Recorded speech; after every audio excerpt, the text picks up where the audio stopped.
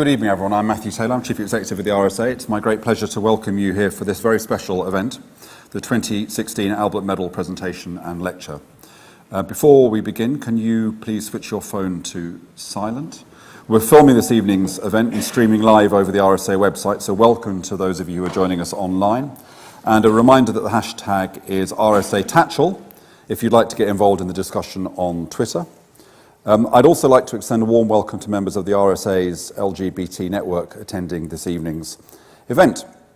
Now, housekeeping notice is over. I'm delighted to introduce this evening's celebratory event. The RSA has awarded the Albert Medal for innovation in the fields of creativity and social improvement since 1864. We've put the emphasis in recent years on social innovation and change, and recent past recipients include the visionary business leader James Timpson and the healthcare innovator Josta Block. The Albert Medal is now recognised as a means of identifying and rewarding those at the forefront of practical social innovation, those sometimes unsung heroes who are driven by a desire to make the world a better place. Tonight's Albert Medal winner is Peter Tatchell, and he is just such a person. Peter has been campaigning since 1967 on issues of human rights, democracy, civil liberties, LGBT equality and social justice. He is director of the Peter Tatchell Foundation, which seeks to raise awareness, understanding, protection and implementation of human rights in the UK and worldwide. Peter, we're delighted you've joined us here at the RSA this evening to accept the Albert Medal and to share the principles that have guided your campaigning career. We're looking forward to hearing more about your LGBT advocacy and activism and what this has taught you about achieving transformation in society, especially as we look out on particularly troubled and challenging times. So Peter, please join me at the lectern. It gives me great pleasure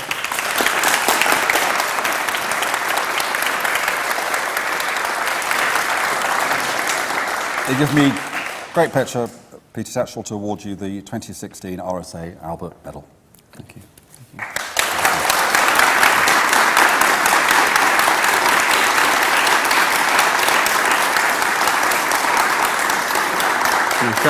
And with that, we're also awarding you Life Fellowship of the RSA. So thank you. Can you open it? Open it, right. To show it to everybody. Okay, very good. Is it in this box? Very good. There we are. How's that? It should be you that's holding it. Both of us.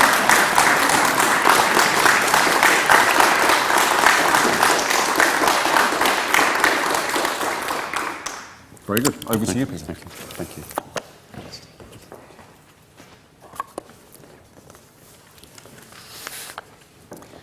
Well, thank you, Matthew, for that very warm introduction. It is my great honour, my immense honour, to accept the Albert Medal 2016. All the more so, given the many world-renowned previous winners. I feel so unworthy compared to their awesome global achievements. I would like to dedicate my acceptance of the Albert Medal 2016 to Southall Black sisters, who have for 37 years defended black and ethnic minority women against forced marriage, domestic violence, marital rape, honour killing, slavery, trafficking, female genital mutilation, patriarchy, and religious fundamentalism. These women are heroines of human rights, inspiring role models of courageous feminism and humanitarianism. I salute them. Please join me in expressing your admiration and appreciation to Southall Black sisters.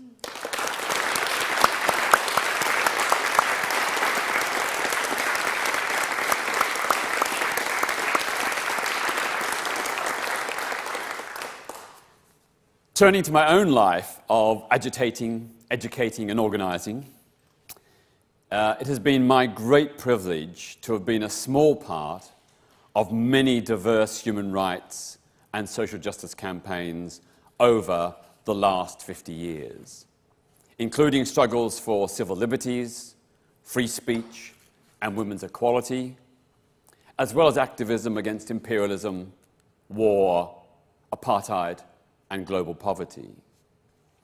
But I'm best known for championing lesbian, gay, bisexual, and transgender rights, from the margins to the mainstream. Looking back on my half a century of human rights work, it seems so unreal, so implausible. After all, nothing in my family background inclined or prepared me for a lifetime of campaigning. I was born in Melbourne, Australia in 1952, growing up in a period of illiberal government and anti-communist witch hunts. My parents were conservative, working-class, evangelical Christians, very similar to those depicted by Jeanette Winterson in her book, Oranges Are Not the Only Fruit. On the positive side, they taught me to stand up for what is right and to not follow the crowd. A maxim that I took to heart, although not in the religious way that they intended it. I had to leave school at 16 to get a job to help ease my family's financial burdens. The following year, 1969, I realized I was gay. This was at a time when, in the state of Victoria, homosexuality was a serious criminal offence, punishable by several years' imprisonment and, sometimes, by psychiatric treatment. Back then, there were no LGBT organisations or helplines in Melbourne. Nothing. But hearing about a gay rights march in New York in late 1969, I decided that I wanted to start a campaign to push for the decriminalisation of homosexuality and for laws to protect LGBT people against discrimination. My few gay friends were too scared. They feared arrest. I was alone. I had no support or mentors. So to get ideas about how to campaign for LGBT equality, I studied the history of past social movements, including the Chartists, suffragettes, Gandhi's Indian independence struggle, and in particular, the Black civil rights movement in the United States, reports of which I saw almost nightly on TV news bulletins during my teens in the 1960s. I aspired to adapt their values and methods to my contemporary goal of LGBT human rights. This idea of listening to and learning from other social movements has stayed with me ever since and has been central to many of my subsequent campaign successes.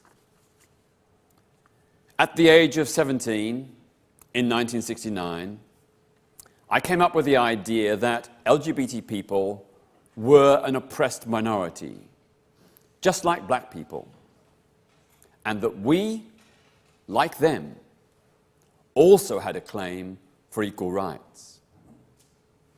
Studying how long it took African Americans to overturn racially discriminatory laws, I calculated it would take about 50 years to win LGBT equality in Western countries like the US, Australia, and Britain. I was in it for the long haul, having read about the delays and setbacks the Black civil rights movement had often suffered en route to winning equal rights. It was not until I came to London in 1971, at the age of 19, and joined the newly formed Gay Liberation Front, that I was able to put my campaign ideas into action with others. The homosexual law reform of 1967 in England and Wales was a partial, limited decriminalisation. Arrests of gay and bisexual men rocketed by nearly 400% in the years that followed, and all the anti-gay laws remained on the statute books. Clearly, many more reforms were needed to be won. In those days, the battle for LGBT human rights was marginalised. There were no openly gay public figures. No political party supported LGBT equality. All across the board, we were non-people. Gay people did not exist in law and had no legal rights or protections. Arrests and gay-bashing attacks were normal. There were very few of us who were out, and even fewer who were demanding equality. It seemed, back then, an almost impossible task. We were striving to overturn the homophobia of centuries and millennia. Our goal was nothing less than revolutionary. A peaceful, cultural revolution in values, laws, and institutions. Undeterred by the obstacles, I held fast to a vision of what one day could and would be. Given that Parliament refused to even discuss LGBT equal rights, winning law reform was out of the question in the early 1970s. I argued that the Gay Liberation Front should instead target potentially more easily reformable institutions such as the media, church, police, medical profession, and service providers. Some of our first protests were against pubs and cafes that refused to serve LGBTs. Borrowing directly from the tactics of the African American civil rights movement, we staged a series of sit-ins, which soon resulted in the gay bans being lifted. There were also guerrilla-style hit-and-run protests against homophobic psychiatrists, clergy, and publishers. These same non-violent direct action tactics were applied a generation later, from 1990, in my work with the LGBT campaign group Outrage. Faced with continued homophobic, biphobic, and transphobic intransigence, neglect and rejection by Parliament, we had no choice but to use those methods.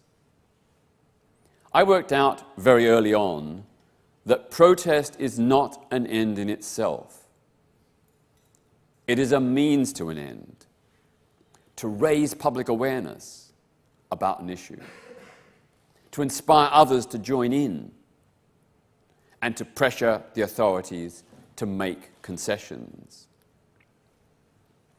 Unlike many other campaigners, I also reasoned that a successful campaign needs to engage in parliamentary and extra-parliamentary action. The suffragettes and the suffragists showed that you need both. Protest outside of Parliament to demand reform, followed by legislation inside Parliament to make that reform law. Like the women's suffrage campaign, I've had my feet in both camps, inside the political system and outside it, pursuing whichever method was likely to be most effective at the time. So I pursued a twin-track approach. I organised protest campaigns, but I also sought and won selection as a Labour candidate in 1981. As many of you may recall, I was then banned by the Labour leadership for over a year because I had urged extra parliamentary action against the Thatcher government. Eventually, though, I was endorsed as the official Labour candidate, but went on to lose the Bermondsey by-election in 1983, arguably one of the dirtiest, most violent and homophobic elections in Britain in the 20th century. But I decided to turn the negative into a positive by using my newfound public profile to champion LGBT equality and other human rights issues. When the police were witch hunting the LGBT community in 1989, 1990, with a huge spike in arrests, I tried dialogue and negotiation with New Scotland Yard. It didn't work. So my outraged colleagues and I resorted to direct action, including invading and occupying police stations in tandem with getting media coverage of the persecution of LGBTs for consenting same-sex behaviour, including the often harrowing personal stories of LGBT people who had been subjected to police victimization. These tactics embarrassed the police, and we won the PR battle. Officers pleaded with us to come back to the negotiating table. But they saw us as a one-dimensional protest group and still hoped to palm us off with a couple of minor concessions. I knew that we had to do more than protest to win change. We needed to offer constructive, achievable alternatives.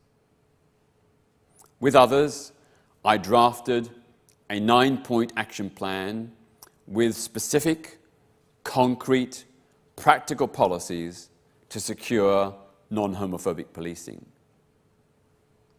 It was well-researched, based on LGBT-friendly police policies in cities like Amsterdam and Copenhagen, plus a few ideas of our own.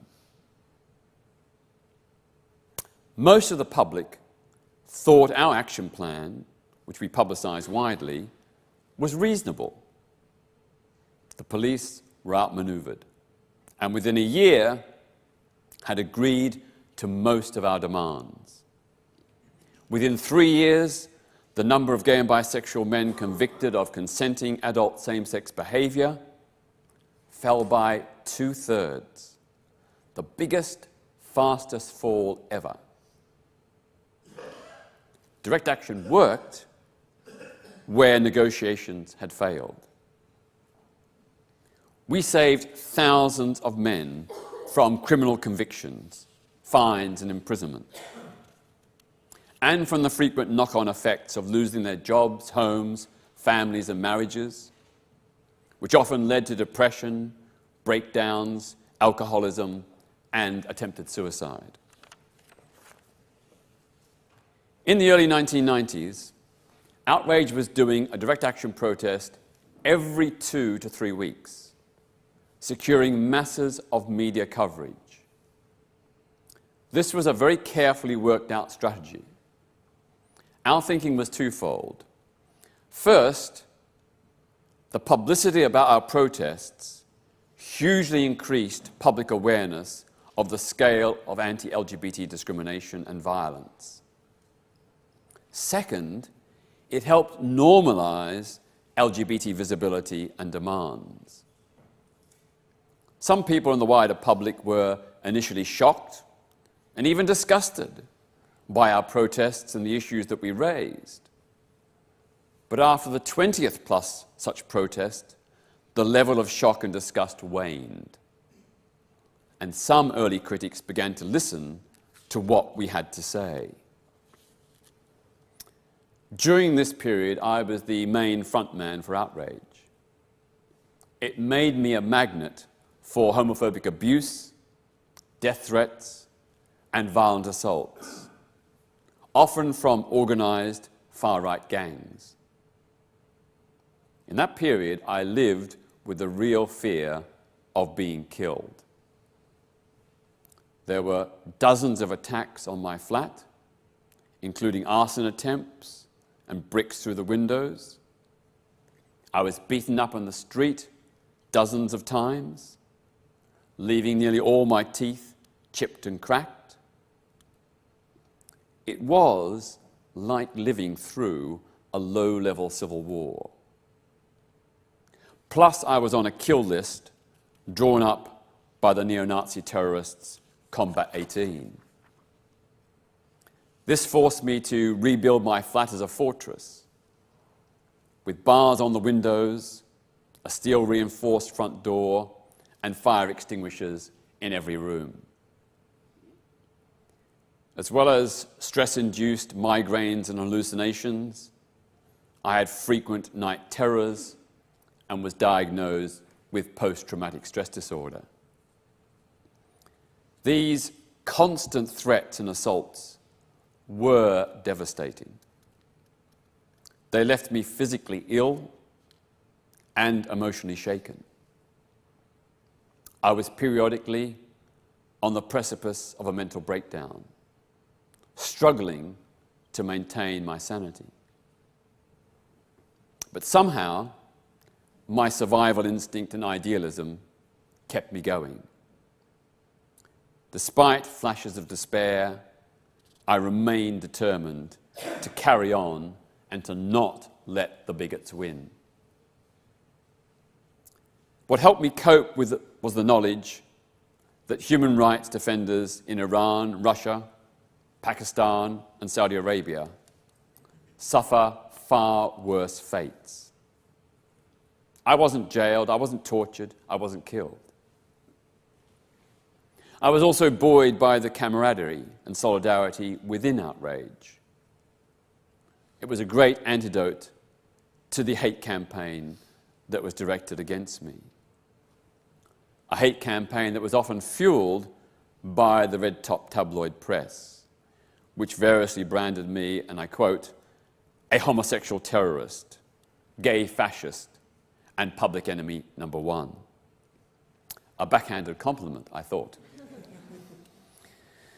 My activism in outrage rethought the way of doing protest. In contrast to the traditional march from Hyde Park to Trafalgar Square, which was boring and had been done to death, we strove to be imaginative and innovative, with mass kiss-ins, queer weddings, carnival parades, and street theatre.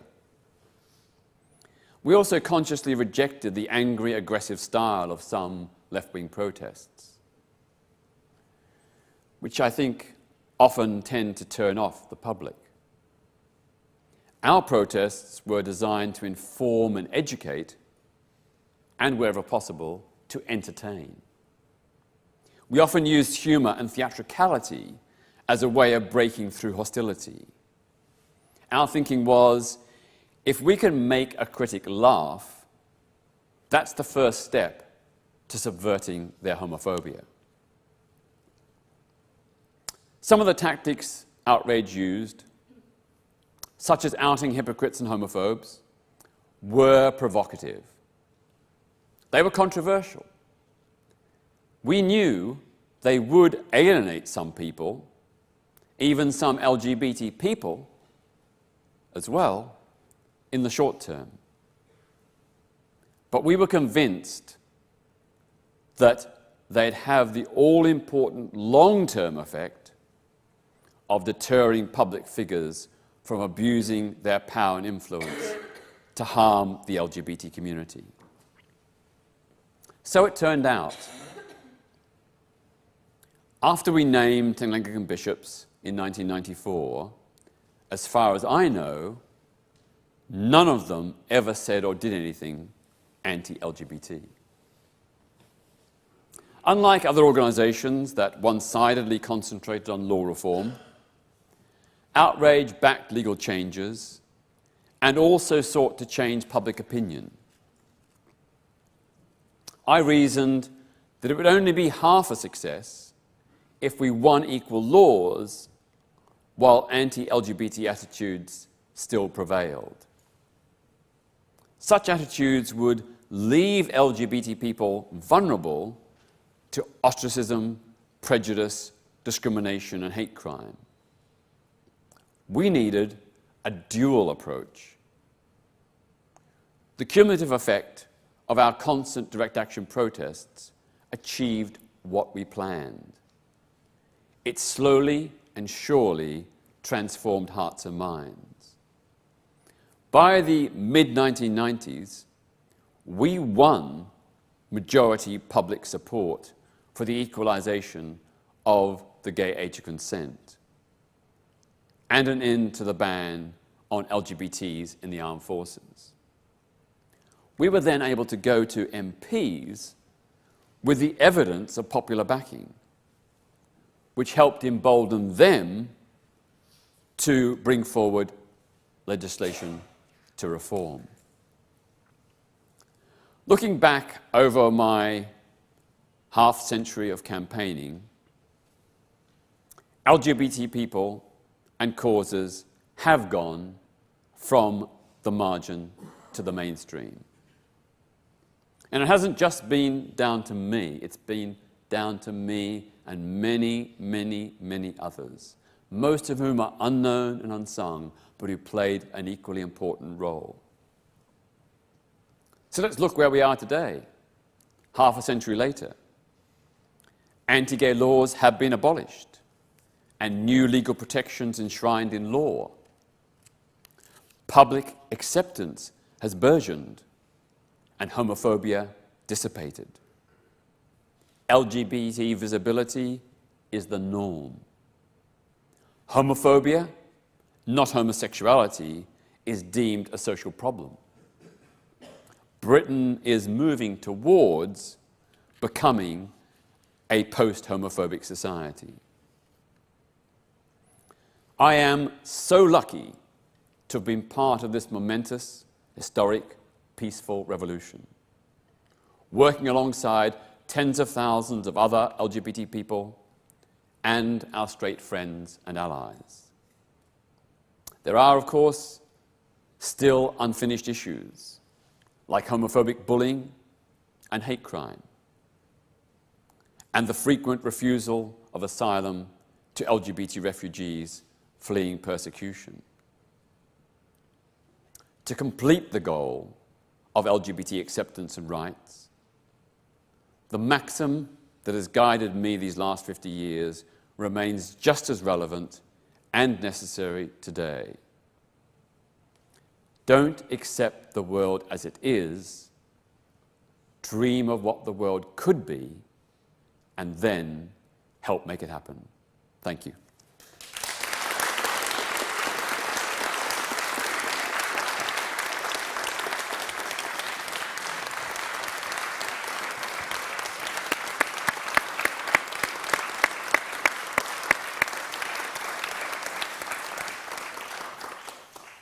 Peter, that was incredibly powerful and confirmed all the reasons that we wanted to give this award to you. Just while you're kind of getting over the speech, and before we take some questions, I told you I wouldn't do this, but I am going to do it, which is when you mentioned the Bermondsey by-election, I think one of the first times I ever talked about you was my father wrote an article for the New Statesman, and he followed you around in that by-election campaign, which, as you say, was absolutely hideous. And there was this moment, he tells me, that you were on the top floor of a council block and an elderly lady answered the door on the chain. And you said, you know, I'm your Labour candidate, will you be voting for me? She said, I'm not sure, dear, I'm really not sure. And you said, which is absolutely true, you said, well, you know, you should really vote for me because I'm a local person, I just live over there. And you pointed to your flat across the way. And she turned to you and she said, oh dear, she said, no, I wouldn't vote for anyone from round here.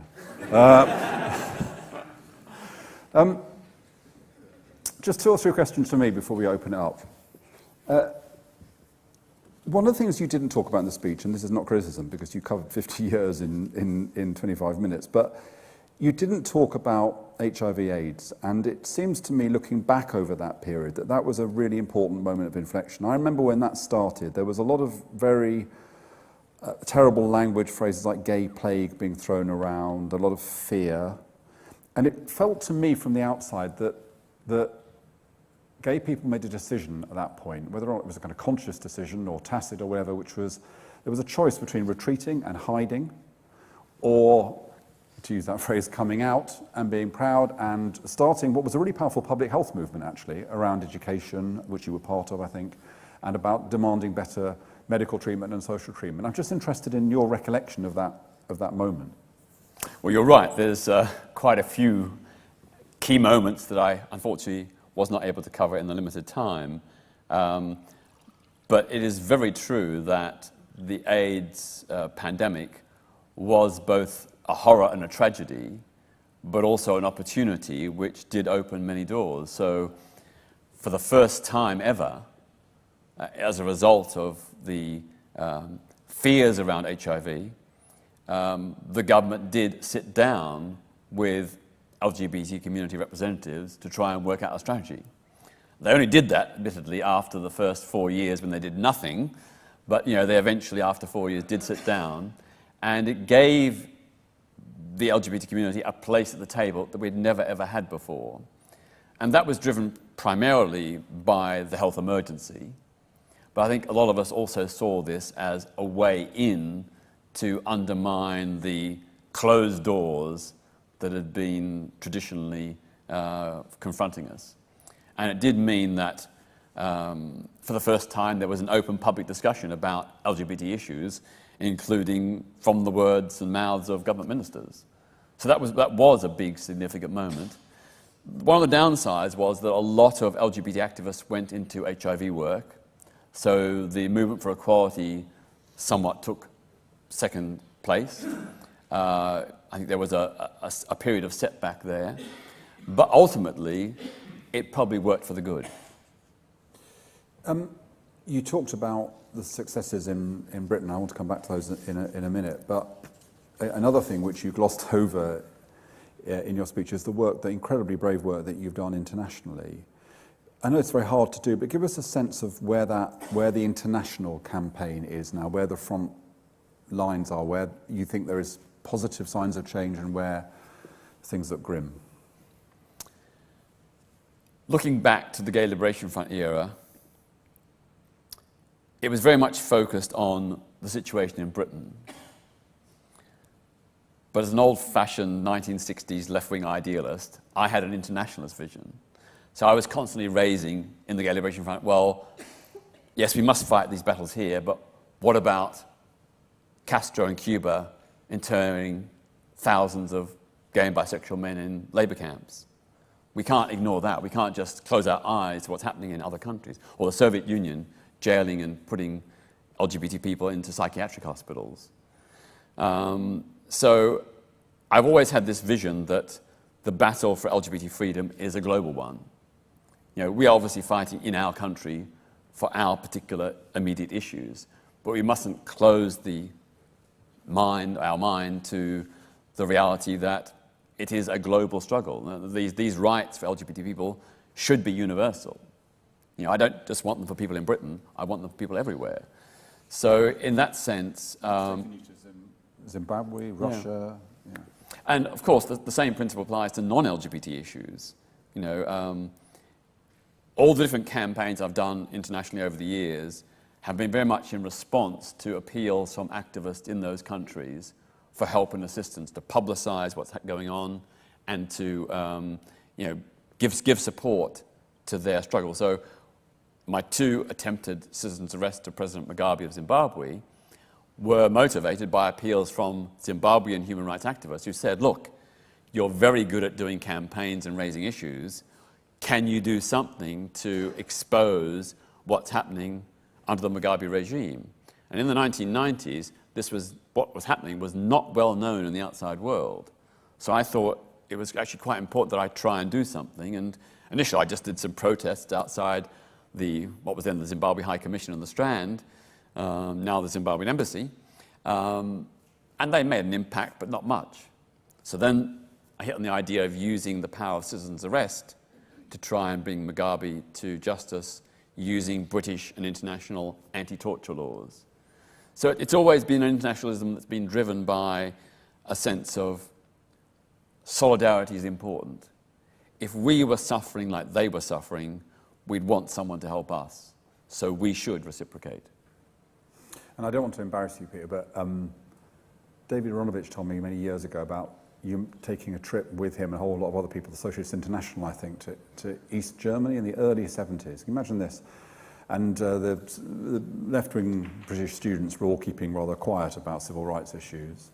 And to their horror, in the square, with Erich Honecker there, I think, you unveiled a banner saying that Germany should remember the lesbian gay people who had been killed at Auschwitz and other places. I mean, and you got beaten up. The first of many times. Well, not the first of many times, but one of many times. I mean, it's quite an amazing thing to have done.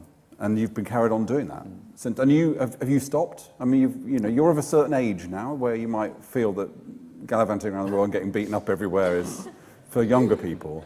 I don't want to be ageist. Well, I'm under doctor's orders, no more brain and eye injuries.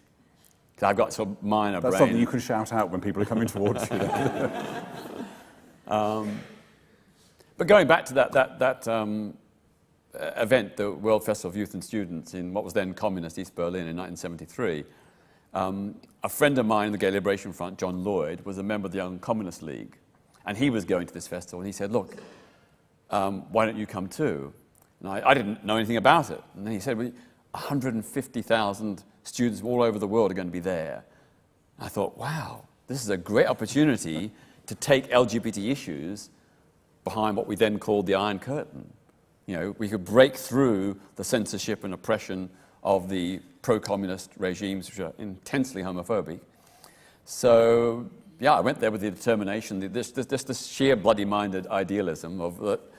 Well, I've got a British passport, or in those days an Australian passport. Most of it happened is a few months in prison, maybe. I can deal with that. But it did make a huge impact, and I smuggled in thousands of leaflets and pamphlets about LGBT issues, which were given out to Poles, Czechs, Hungarians, Romanians, Russians. You've probably never seen any kind of literature like that. Absolutely. And years later, even just 5 years ago, I met someone in Germany who said one of those leaflets was still in circulation and now ended up in a museum in Germany. And others told me about the leaflets being circulated clandestinely in what was then the Soviet Union. And you're right, these ideas had never ever been previously put out there because of the state censorship. So to me, it was just the obvious thing to do. Final question for me before I open it up. So you were part of a group that led Outrage, which sounds like an angry organisation. But yet, when I look at your Peter Tatchell top tips for successful social change, which I'm assuming is on your website, so I don't need to read them out. No, it's not. It's not? Okay, well I just wrote them today. You just wrote them today, well. Let me read out a couple of them, because I think they're really interesting. You say, lobby and persuade the doubters and opponents wherever possible. You say, listen to your critics, sometimes they might be right. You say, don't be negative and oppositionalist. Offer positive, constructive alternatives.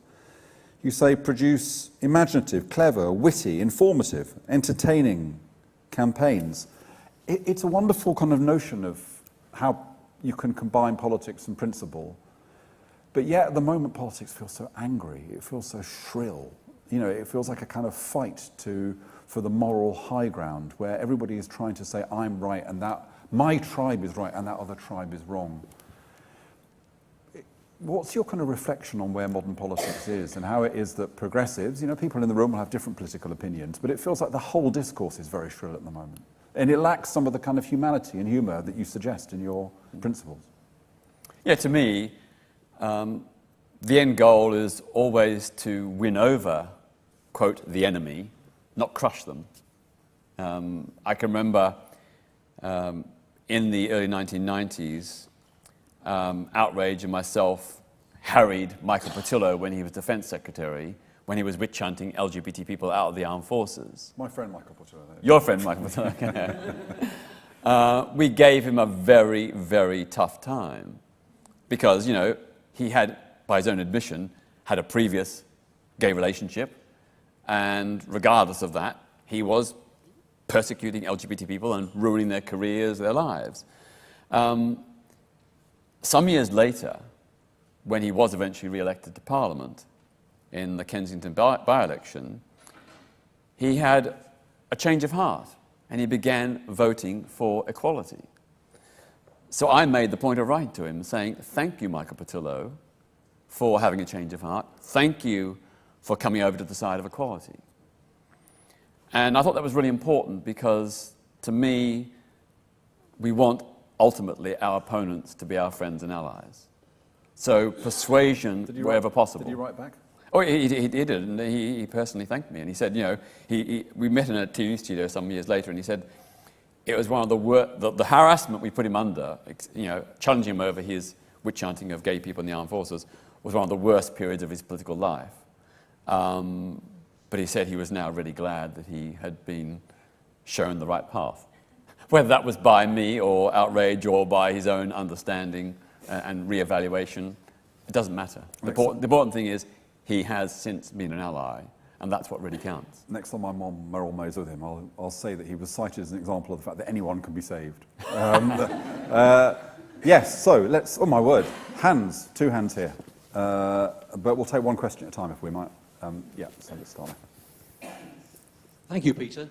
You mentioned... If you could tell us your name, that would be great. John Bailey. You mentioned early on about the appalling by-election to replace Bob Mellish. And I wondered whether you have any feelings about revenge or any kinds of misgivings that lead you to think other than the way you presented this evening. And I wonder also whether you ever received any kind of, I suppose, substantive apology from papers like The Sun, who introduced terms like gay plague, which not only, I suppose, angered you, but also misled us for many, many years in terms of what we were dealing with. And finally, what was your relationship with the Terence Higgins Trust? Thank you. Three questions. In terms of the tabloid press, I never had any apologies about the way they treated me or LGBT people in general. The closest that came was once Kelvin Mackenzie, who'd been the editor of The Sun during that terrible period, did sort of express a half-hearted regret about some of the headlines and some of the stories that had been written. That was the closest. In terms of the Terence Higgins Trust, I worked with them, but focused more on the human rights dimension. So in 1987, I helped draft the world's first human rights charter for people with HIV and AIDS. I also helped organize the first ever international conference on HIV and AIDS, which was timed to coincide with the World Health Ministers Summit on AIDS in London in 1988. So I was more focusing on the I suppose, human rights side of things. Many of you will know I wrote a book called AIDS Guide to Survival in 1986, which was an attempt to present a counter-narrative to the idea that if you've got HIV or AIDS, you're going to die, just give up and curl up and die. It was trying to present, practical ideas about things you could do to reduce the severity of the symptoms and prolong your life chances. And what was the first question? Have the wounds of the Bermondsey by-election healed, or did you ever become friends with Simon Hughes? Well, I'm a very forgiving person, so within less than a year after the Bermondsey by-election, I was working with Simon as my local MP. He was your MP for decades. Yeah, he was. Yeah, on HIV and AIDS issues to raise them in Parliament, on LGBT issues, on green issues, on a whole range of issues. I've got to say that at the time, during the by-election, I'd been tipped off by people in the Liberals that he was gay and that I should out him because of the appalling campaign that the Liberals waged against me. But I took the decision that I wasn't prepared to stoop to those kind of tactics. He'd done the bad thing. I wasn't going to retaliate in that way. So I just stuck to the policies. And it was great that, nearly 30 years later, he eventually did come out. Yeah. Ian Dodds. First of all, Peter, I'd like to say thank you as a member of the LGBT community for all that you have done for us. However, my question is about the future. I'm concerned about the disappearance of gay venues. I mostly know in London, but they're disappearing at quite a rapid rate. And I'm a qualified counsellor, and I counsel quite a lot of young gay men. And I know they often have enormous problems, like they've been rejected by their families, like they can't even tell their families that they're gay, or even worse, they've been abused. And it seems to me that the gay venues that we've had have actually provided a place of refuge, if you like, a place of community for gay people. And I think they played a very important part in the LGBT community's life over the last 20, 25 or 30 years. Thank you. Are we being a bit complacent? Yeah, well, there's two issues here. One is gentrification of large parts of London is upping rents and land prices, so it's making not just LGBT venues, but all venues, social venues, more expensive, more difficult to maintain. So that's one issue.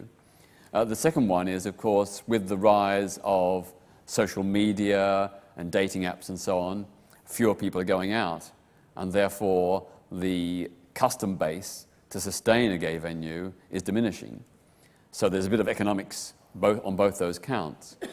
But you are right that in many ways, gay bars and clubs were for the LGBT community what churches were for African Americans during the civil rights struggle.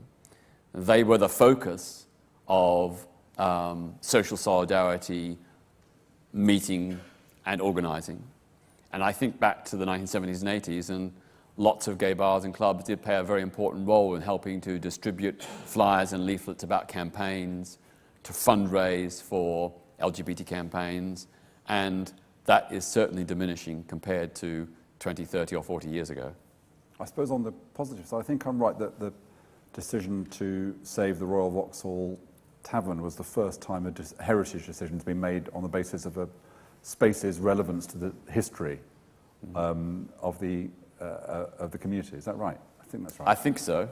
And there's a current campaign to save the glorious Victorian toilets at Southend Green in Hampstead, which were frequented by Joe Orton, but are now up for demolition. But just on architectural grounds alone, these are resplendent, Victoriana in its most resplendent form, and I hope that they will be saved and put to some. It could be an art gallery, a restaurant, who knows? But that venue should also be saved. Yeah. Wait for the microphone to come. Here it is. Thank you very much for everything you shared. I just wanted to ask almost a sort of details question. Can you tell us your name? Sorry. Oh, sorry, Owen McCarthy. I was wondering, do you have any tips or any strategies that you found particularly profitable in empowering and mobilizing your constituency, as it were? How did you get people to stand with you in the cold and in the rain and put their bodies on the line in the way that you did? The answer? With difficulty. Yeah, there were some protests which had thousands of people. There were others where all we could get was half a dozen. I can remember the first attempt to arrest President Mugabe. I asked lots of human rights organizations, will you bring some people to come and help try to do a citizen's arrest? I've never heard so many plausible excuses. I'm going away for the weekend, my boyfriend, girlfriend's come to stay, we just got a new job, I'm feeling fluey and, Anyway, the upshot was I had to go back to outrage, and even then, out of the probably 100, 200 active people at that stage, only 3. So there were 4 of us who did the attempt. So yeah, sometimes it has been quite difficult, but of course, I don't expect that everyone's going to entirely agree with my cause or my methods. So you have to accept that sometimes you will get lots of very vocal and physical support, and other times not so much. But I think the important thing is, if you really sincerely believe in something, to stick at what you believe in.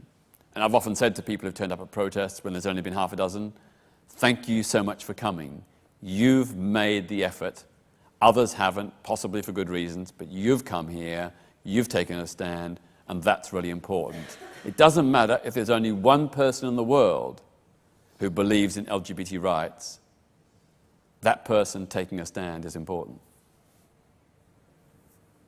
Yeah. Sarah Wotton, what do you think are the key social movements of the future? The key social movements of the future. Don't get easy questions at the RSA. I think one issue that perhaps we're on the brink of experiencing is what I would call discrimination based on genetic inheritance. So if, for example, the human genome is eventually fully mapped in detail, there will be pressure, I'm sure, from insurance companies and others to assess the genetic risk that individuals pose, and probably pressure that people who have perhaps a genetic predisposition to alcoholism or drug use or something like that, that they may face new punitive premiums. But also, people who've got a predisposition to heart disease, to various forms of cancer, to kidney or liver failure, potentially mapping the human genome could throw up those kind of issues, which could, I think, unfairly penalize people just because of the genetic inheritance they have. Yeah.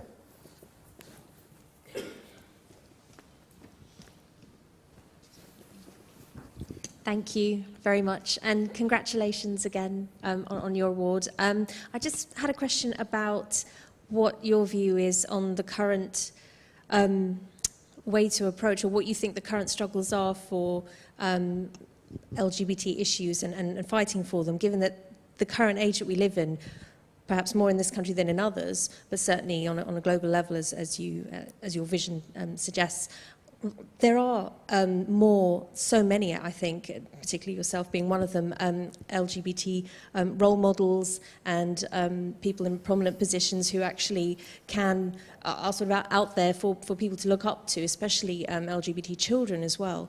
And there's a plethora of information on the internet, Twitter and social media. There's a lot more out there than there ever was. So what would you say are the current struggles, particularly in relation to LGBT children who experience bullying on social media, and some of whom actually commit suicide as well, when they do have role models that they could look up to? Can I ask you, Peter, just adding to that question, as a final question as we're closing? I'm trying to find the right way to express this.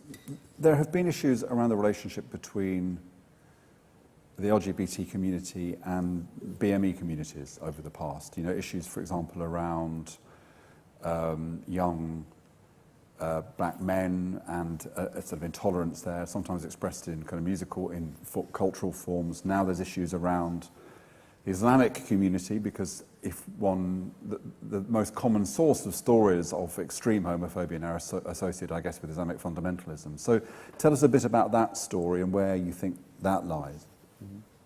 Well, just firstly, to pick up your point about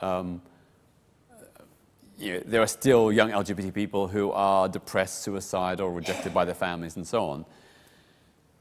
I've argued for 3 decades that sex and relationship education and equality and diversity lessons ought to be mandatory in every school.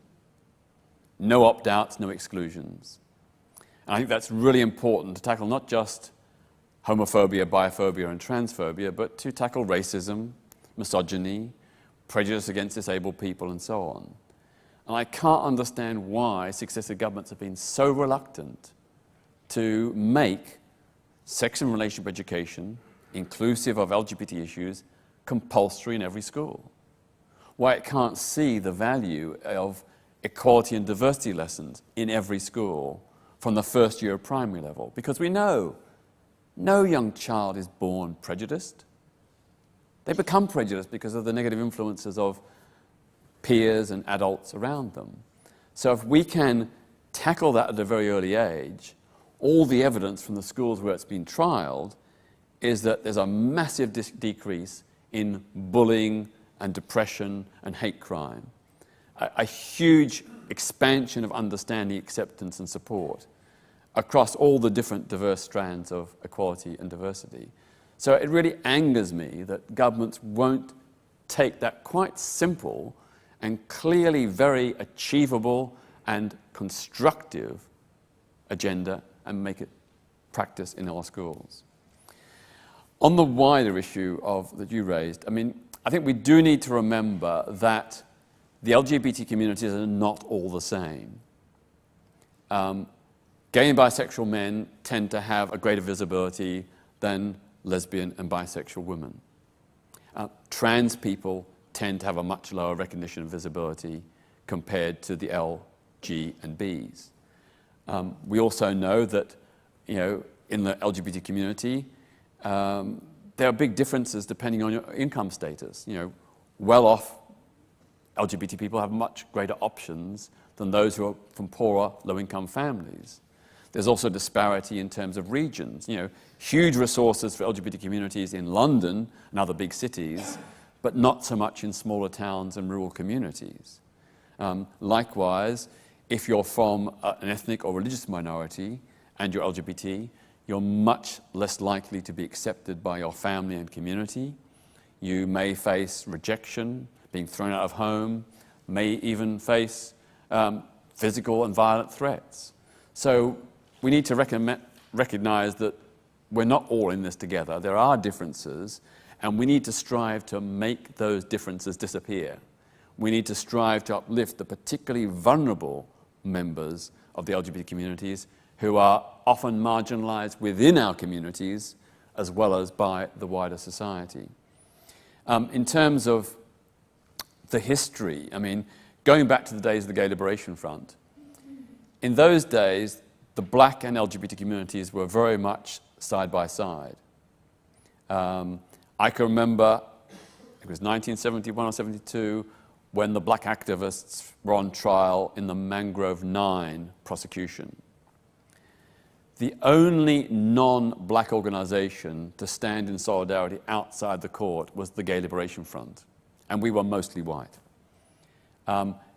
When the gay communes were set up in Brixton, they were set up on Railton Road, on the front line, within the black community. And there was incredible solidarity. This is about a common struggle for black liberation, for gay liberation. Sadly, in the 80s and 90s, something went terribly wrong. And we had the rise of what we called, in outrage, murder music, where 8 very well-known, high-profile Jamaican ragga and dancehall singers put out songs that openly and explicitly incited the murder of LGBT people. The shooting, burning, hanging and drowning of LGBT people. And very interestingly, in Jamaica, where this music originated from, very quickly the mainstream Jamaican human rights organizations came on board to denounce this music and to also say this music isn't just a threat to LGBT people, it's going to be a threat to all Jamaicans. Because once violence against one community is acceptable, then it eases the barriers to violence against others. And we made the same points here in Britain because, of course, black LGBT people were the main victims of this murder music. And there was a huge spike in this country in violent attacks upon LGBT people, particularly black LGBT people, when that murder music was at its height. And we went to black organizations and to black MPs to ask them to support the campaign. I've got to tell you, not a single one gave any public support. Not one. None of those black MPs, none of those black organizations spoke out against murder music. And that was a betrayal, not of LGBT people as a whole, although I suppose it was a betrayal of black LGBT people who are on the sharp cutting edge of that kind of murder music. And I feel really angry to this day that all these well-known black MPs who now pride themselves about their support for LGBT rights, they weren't there when we really needed them, and more particularly when black LGBT people really needed them. Going over to the issue of Islamic fundamentalism. Briefly. Yeah, briefly. You're absolutely right. Again, Muslim LGBT people are some of the most marginalized in our society. And there's not a single mainstream Muslim organization in this country that defends and supports the human rights of their own LGBT citizens. In fact, all the main organizations, the Muslim Council of Britain, the Muslim Association of Britain, and so on, they've all refused to speak out against the violence and hate that's being put upon LGBT members within their communities by their own community members. You know, we've tried to have a dialogue. We've approached places like the East London Mosque to hold a joint meeting to discuss LGBT issues in a non-confrontational, open way. The East London Mosque won't even consider it. They won't even reply to our emails. We're up against a brick wall. My own Peter Tatchell Foundation organised from last year what we call an LGBT Muslim solidarity campaign under the theme of Fight All Hate. So we'll fight the EDL, the BNP, and all those far-right anti-Muslim groups, but we're also challenging homophobia, biphobia, and transphobia within the Muslim community, standing in solidarity with LGBT Muslims. And it was very interesting. We did a leafleting last October in Whitechapel, and the responses from Muslim people were very mixed. About 20% were supportive. They said things like, I'm Muslim, but I support gay rights. Another 20% were overtly hostile. They said really vile things. The other 60%, we couldn't gauge what their reaction was. They kept it very quiet. But that does show that there really is a lot of work to be done. And it's very, very hard and difficult because most LGBT organizations and most mainstream human rights organizations won't touch it with a barge pole because they're afraid of being accused of Islamophobia and racism. And that's what's happened to me. It happened to Outrage. It happens to my foundation now. Every time we strive to defend LGBT Muslims, we are denounced by people on the left and the right as being anti-Muslim or endorsing prejudice against Muslim people. And Southall Black Sisters has had it their entire life, their entire 37 years of activism. They've been denounced for defending black and Asian women against patriarchy and religious fundamentalism. They've been denounced as anti-Muslim and dismissed as being some far-right sort of secret lobby group. It really does indicate the sad state of left and progressive politics when those who are striving to defend the principle of universal human rights are scapegoated and vilified in this way. But like Southall Black Sisters, my foundation and a few others, we won't give up. We'll keep on fighting because we know that LGBT Muslims, LGBT African and Caribbean people have the same rights, the same dignity, the same respect as everyone else, and we're determined to do our bit to make it happen. Peter, thank you very much. Thank you all for your questions. I think it's been a fantastic session. We're very proud to have given you this award, Peter. If you want to join us to continue the conversation, then I think there's drinks downstairs in the Benjamin Franklin room. It just remains for me to ask you to join me in thanking the winner of the 2016 RSA Albert Medal, Peter Tatchell.